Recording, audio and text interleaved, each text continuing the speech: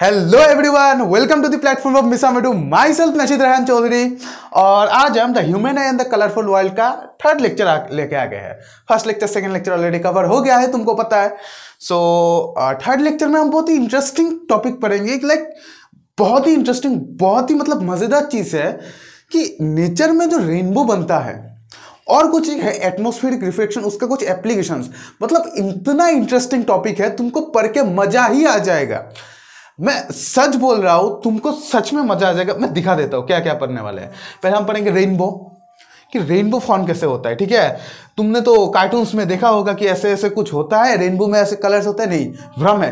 तुम शॉक्ड हो जाओगे ये देख के कि कैसे हो रहा है ये। ठीक है, पहले रेनबो पढ़ेंगे, दूसरा पढ़ेंगे हम कुछ तो एटमॉस्फेरिक रिफ्लेक्शन। नया है तुम्हारे लिए? नहीं, नया नहीं है, पुराना है। जब पढ़ाऊंगा तो समझ आएगा तुमको। ठीक है, so without wasting any time let's start today's lecture. So rainbow क्या है? तुमने कार्टून में देखा होगा कि ऐसे ऐसे कुछ रेनबो होता है। मैंने वो देखा था कुछ कार्टून्स में कि ये कुछ चीज़ों का कलर गायब हो जाता है, तो रेनबो का जो एंड होता है ना, उसमें वो चीज़ लगा देता है, कलर आ जाता है। नहीं, अब देखो रेनबो क्या है। ठीक है, अरे बड़ा ही इंटरेस्टिंग टॉपिक है, तुम एक बार देखो बस। ठीक है, मजा आ जाएगा। देखो रेनबो का डेफिनेशन क्या दिया है, a natural spectrum appearing in sky after rain. एक नेचुरल स्पेक्ट्रम है। स्पेक्ट्रम क्या बोला था तुमको? VIBGYOR, ये 7 कलर का मिलाकर एक स्पेक्ट्रम फॉर्म होता है। तो ये जो रेनबो है ये एक नेचुरल स्पेक्ट्रम है। कैसा नेचुरल स्पेक्ट्रम, मैं दिखाता हूं। Let me rub this first. Okay, actually rainbow form होता कैसा है? ठीक है, देखो ये दिस इज सन तुमको दिख रहा है, सन दिख रहा है, सन। अब मान लो बारिश हुआ तुम्हारे यहाँ। ठीक है, ये बादल है, बारिश हुआ। ठीक है, बारिश होने के बाद खत्म हो गया, बारिश खत्म हो गया ऑलरेडी। ठीक है, होने के बाद भी जो हमारा एटमॉस्फेयर है उसमें कुछ बारिश की बूंदे रह जाती हैं। ठीक है, मैं ब्लू से दिखा देता हूँ बारिश की बूंदे। ये देखो, जैसे ये एक बारिश की बूंद है, ये एटमॉस्फेयर में ऑलरेडी रह गया। ठीक है, बारिश की बूंदे तो नीचे गिरती है, कुछ बूंदे ऐसी होती है जो एटमॉस्फेयर में रह जाता है। ठीक है, रहने के कारण पहले देखो, मान लो ये एटमॉस्फेयर में है, अब ये है सनलाइट। ठीक है, इधर से रे ऑफ लाइट आ रहा है, आ रहा है, आ रहा है। ठीक है, सन का रे ऑफ लाइट। सन का कलर क्या है तुम बोलो? सन इज व्हाइट इन कलर, हाँ या ना? हाँ, ठीक है, सन इज व्हाइट इन कलर। अब जब ये आया, आने के बाद क्या हुआ, ये जो ड्रॉप है, ड्रॉप के अंदर ये घुस गया, अच्छी बात है। अब घुसने के बाद ये प्रिज्म की तरह काम करेगा। ठीक है, प्रिज्म में क्या होता है, चेंज इन तुम्हारा जो मैंने तो ऑलरेडी लास्ट लेक्चर में एक्सप्लेन किया था कि ये अलग अलग कलर में क्यों बांट जाते हैं। This is white is the combination of 7 colours. अलग अलग कलर्स का अलग अलग स्पीड, अलग अलग वेवलेंथ होता है, उसके कारण ये ऐसे बिछड़ जाते हैं। ठीक है, आया, आने के बाद इसके अंदर घुस के बिछड़ गया सब कलर्स। ठीक है, लेट मी रब दिस, तुमको दिख रहा है ये बिछड़ गया। बिछड़ने के बाद ये जब आया, आने के बाद तुमको क्या एक्सपेक्ट हो रहा था? देखो ये नॉर्मल है, तुमको पता है, ये ऑलरेडी आ गया। आने के बाद तुमको जो पता है दैट इज, ये तो इधर से बाहर निकल जाना चाहिए था। न प्रिज्म में वो देखा है, ग्लास स्लैब में वो देखा है, लेकिन ये बाहर क्यों नहीं निकला? This is a interesting reason. ठीक है, इसका जो रीजन है एनसीईआरटी में दिया हुआ है कि यहां पर रिफ्लेक्ट ना होके ये रिफ्लेक्ट हो गया। अरे भाई कैसे हो सकते हैं? तुम भी बोलोगे कैसे हो सकता है यार। देखो ये प्रिज्म है, ठीक है, इधर से व्हाइट लाइट गया, 7 कलर्स में भाग हो गया, अब ये बाहर ना निकल के अंदर ही ऐसे हो गया, तो कैसा लगेगा तुमको? क्योंकि तुमने तो प्रिज्म ऑलरेडी ऐसे पढ़ा है ना। अब इसका रीजन है, जो रीजन मैं बताने जा रहा हूं, कॉपी में लिख लो कि दिस इज इंटरनली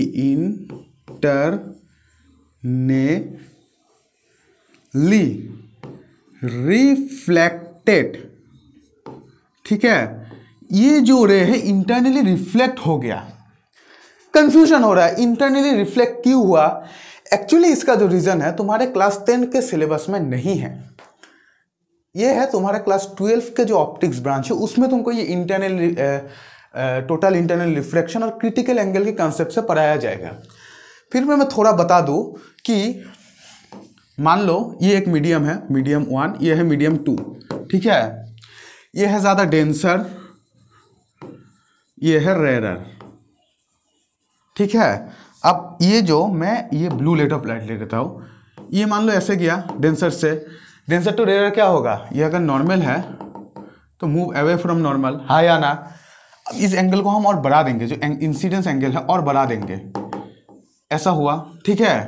अब इसको और बढ़ा देंगे, होने के कारण एक टाइम ये ऐसे नीचे आके आके इधर लग जाएगा, जाएगा कि नहीं, हाँ या ना बोल, अरे जाएगा लग, हाँ। अब इसको अगर और बढ़ा दिया जाए, ये और बढ़ा दे, तुम्हारा तो मन संतुष्ट ही नहीं होगा, और बढ़ाऊंगा बोलो, तब ये ऐसे आ जाएगा अंदर। अब समझ में आया रिफ्लेक्शन करते कैसे कैसे कैसे रिफ्लेक्शन हो गया, आया या ना बोलो, समझ में आया, रफ कर देता हूं। ऐसे होता है इंटरनली रिफ्लेक्शन। सेम केस यहां हुआ, इधर ऐसा एंगल ऑफ इंसिडेंस था कि अंदर से ही रिफ्लेक्ट हो गया, समझ आया। रिफ्लेक्ट होने के कारण इधर से आया, ठीक है, आने के बाद इधर से रिफ्लेक्ट होके बाहर आ गया। जब ये कलर बाहर आया तो हमारा ये आंख है, आई, ठीक है, आई के ऊपर ये कलर्स पड़ा तो हमको लग रहा है उधर एक रेनबो है। देखा भ्रम, समझ में आ गया, धोखा हो गया तुम्हारे साथ, हर किसी के साथ धोखा होता है, ठीक है। अरे आया कि नहीं समझ, बोलो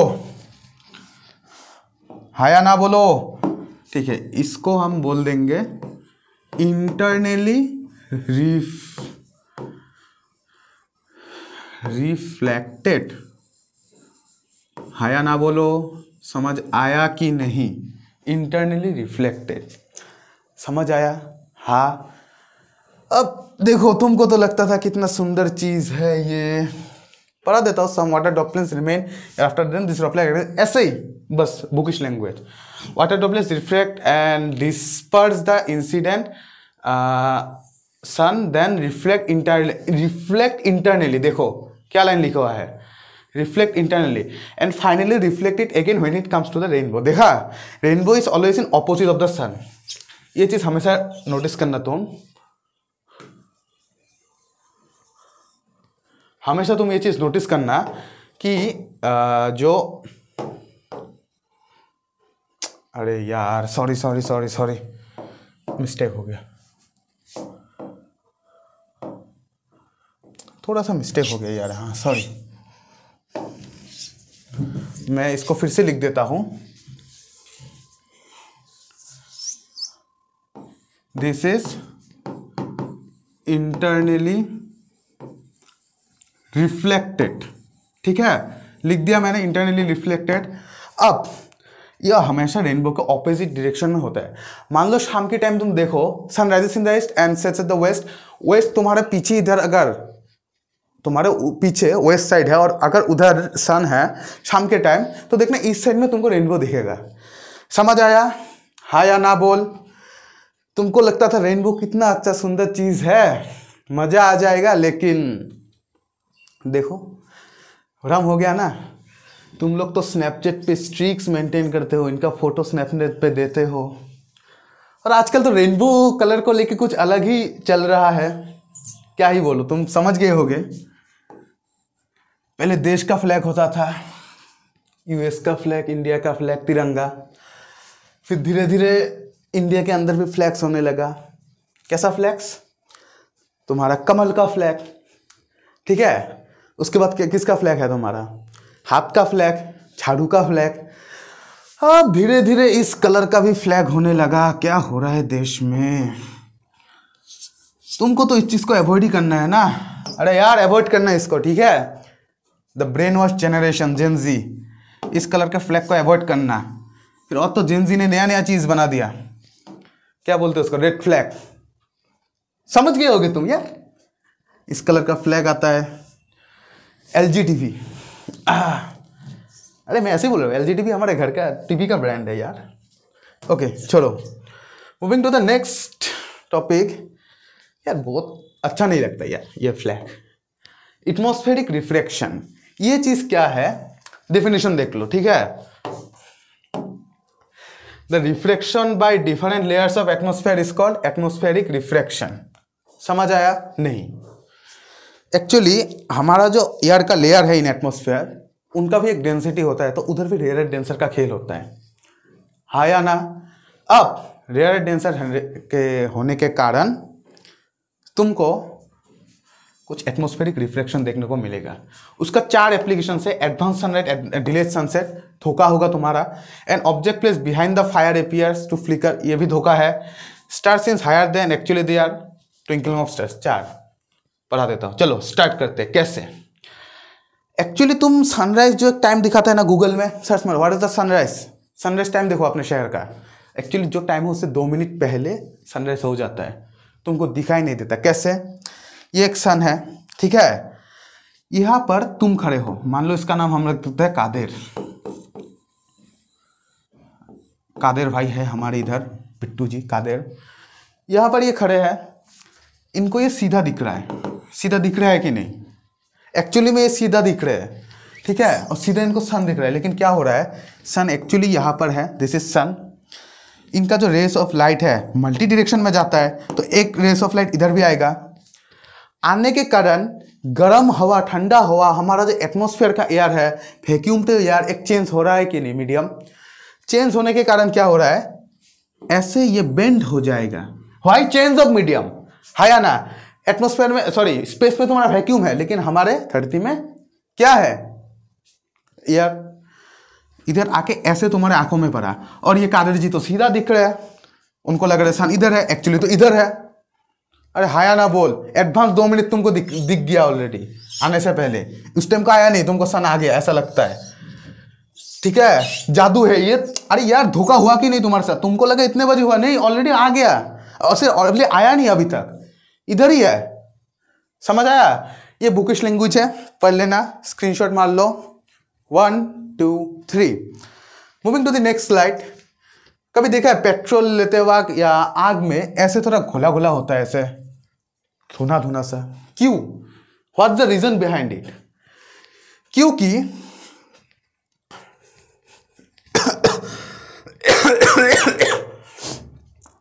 सॉरी फॉर द इनकन्वीनियंस। बाहर तुम्हारा रहता है hot air, sorry cold air, लेकिन यहां पर तुम्हारा है हॉट एयर। अरे हाया ना बोल, हॉट एयर है, this is your hot air. अब हॉट एयर होने के कारण इसका डेंसिटी तो अलग होगा, माना दोनों एयर है, लेकिन उनका बीच में रिफ्लेक्शन होगा, क्योंकि उनका थोड़ा ऑप्टिकल डेंसिटी, जो मैंने टर्म यूज किया था, ऑप्टिकल डेंसिटी अलग होगा।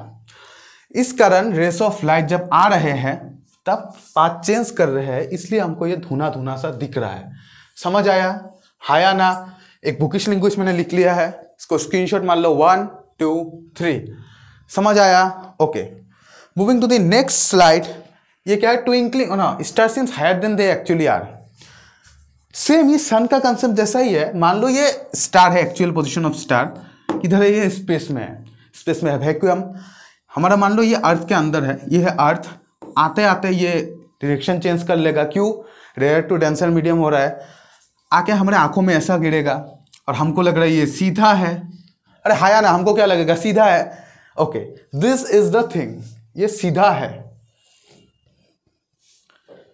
इसलिए एक्चुअली सन का एक्चुअल पोजीशन ये है, लेकिन हमको लगता है सन यहाँ, स्टार यहाँ पर है, हमको ऐसा लगता है।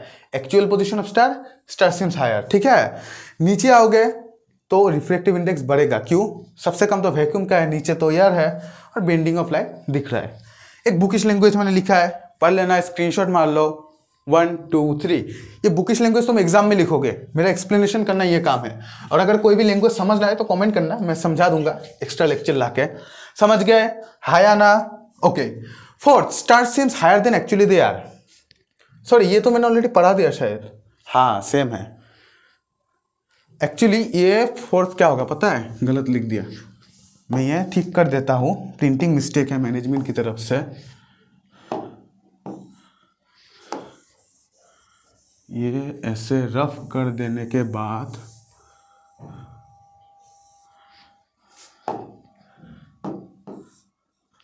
चार नंबर होगा ट्विंकलिंग ऑफ स्टार्स, ठीक है। ये टॉपिक है तुम्हारा twinkling of stars. Stars twinkling करने के कारण भी इस एटमॉस्फेरिक रिफ्लेक्शन है। क्या होता है, ये तो स्टार है स्पेस में, ठीक है, ये धीरे धीरे इनका रेस ऑफ लाइट नीचे आ रहा है। अरे यार धत, ये रफ हो गया कम्प्लीटली।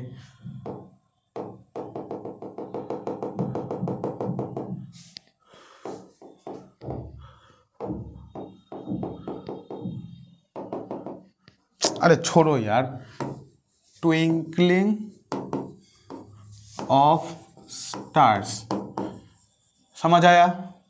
ओके, इधर स्टार्स है तुम्हारा। जब rays of light of stars earth में आ रहा है, ये मल्टीपल रिफ्लेक्शन फेस कर रहे हैं। क्यों? अलग अलग जगह पर अलग अलग ठंडा एयर, गर्म एयर है। मानते हो कि नहीं? ये मीडियम 3, मीडियम 2, मीडियम 1 क्यों दिया है? अर्थ ही तो है। नहीं, अलग अलग कोल्डनेस या हॉटनेस ऑफ एयर है, उसके कारण ऑप्टिकल डेंसिटी इनका अलग हो गया। अलग होने के कारण जब भी ये आने के बाद देखो मल्टीपल टाइम्स रिफ्लेक्शन फेस कर रहा है। मल्टीपल टाइम रिफ्लेक्शन फेस करने के कारण कभी कभी रेस ऑफ लाइट इस बच्चे के आंख में गिरता है, कभी कभी नहीं गिरता। क्या बोला मैंने? मल्टीपल रिफ्लेक्शन आके कभी कभी ये गिरा तो कभी नहीं गिरा, एक बार गिरा एक बार नहीं गिरा। इसको क्या लग रहा है? एक बार स्टार है, जब नहीं गिरा तब क्या लग रहा है? स्टार तो नहीं है। जब गिरा तब क्या लग रहा है? स्टार तो है। हाँ या ना? इसको ऐसा लग रहा है बच्चे को कि एक बार लग रहा है कि स्टार है, एक बार लग रहा है स्टार नहीं है। ऐसा तो बच्चे को लग रहा है। तो एक बार स्टार आ रहा है, एक बार जा रहा है स्टार। हाँ या ना? स्टार आ रहा है, जा रहा है, एक बार ग्लो हो रहा है, एक बार ग्लो नहीं हो रहा। क्या लगेगा उसको? कि इसका ट्विंकल कर रहा है। और तुमने बचपन में क्या पढ़ा था? Twinkle twinkle little star. क्या था? भूल गया, छोड़ो। ए इलॉजिकल पोएम है वो सब एकदम। अरे यार कुछ भी बना दिया। एक्चुअल रीजन तो ये है कि ट्विंकलिंग ऑफ स्टार्स क्यों है। स्टार तो हमेशा लाइट देते हो, ट्विंकल क्यों कर रहे हैं? Because of this atmosphere. और तुमको बचपन में पढ़ा जाता है twinkle twinkle little star high above the, यार कुछ याद नहीं, छोड़ो पोएम। तुम तो वो पढ़ के बढ़ाए होगे twinkle twinkle little star. This is the actual reason क्यों स्टार ट्विंकल कर रहा है। ड्यू टू एटमोस्फियर, हवा की लेयर चेंज हो रहा है, इसलिए इसका रेस ऑफ लाइट कभी इधर कभी उधर, कभी आंखों में गिरता है नहीं गिरता। जब गिरता है लगता है स्टार ट्विंकल कर रहा है, जब नहीं लगता तब लग रहा है धुना हुआ स्टार है, तब चमक चमक लग रहा है स्टार। ठीक है, समझ आ गया? हाय आना, एक बुकिश लैंग्वेज है यहाँ पर, स्क्रीनशॉट मार लो। 1 2 3। सो एक क्वेश्चन है, why do planets not twinkle? क्योंकि उनका साइज बड़ा होता है। ठीक है, स्टार छोटे छोटे होते हैं क्योंकि वो बहुत दूर रहते हैं। एक्चुअली साइज बड़ा होता है स्टार का, लेकिन वो बहुत दूर रहते हैं। दूर रहने के कारण जब आता है तब उसका जो एक छोटा सा रे, मतलब पतला रे ऑफ लाइट होता है, क्योंकि वो छोटा लगता है। तो पतला रे ऑफ लाइट इधर घुस सकता है, इधर घुस सकता है, इधर घुस सकता है। लेकिन प्लेनेट क्या है? प्लेनेट हो गया इतना बड़ा, उसका अगर एक रे ऑफ लाइट हमारी आंखों में गिरा, दिस इज आंख, मान लो एक नहीं गिरा, किसी कारणवश एक नहीं गिरा, इधर गया, लेकिन दूसरा पार्ट का तो रे ऑफ लाइट गिर रहा है। लेकिन स्टार है पुचकी सा एकदम, एक गिरा तो एक नहीं गिरा, क्योंकि पुचकी है स्टार, लेकिन ये बहुत बड़ा है। तो कभी कभी स्टार में गिरता है, कभी कभी नहीं गिरता है। लेकिन प्लेनेट का वो कंडीशन है ही नहीं, क्योंकि प्लेनेट बहुत बड़ा है साइज में। उधर ही ये मैंने एक बुकिश लैंग्वेज में आंसर लिख दिया, planets are much closer to earth and are considered as collection of many point size sources. एक सोर्स नहीं है, मेनी है of light. The total amount of light entering our eye from all the individual points high sources will average out to zero, thereby nullifying the twinkling effect. समझ आया? है आना? Yes. So this was today's lecture. अगर तुमको lecture पसंद आया तो like share subscribe जरूर करना। Hope you like this lecture. Next lecture will be uploaded very soon. Thank you very much.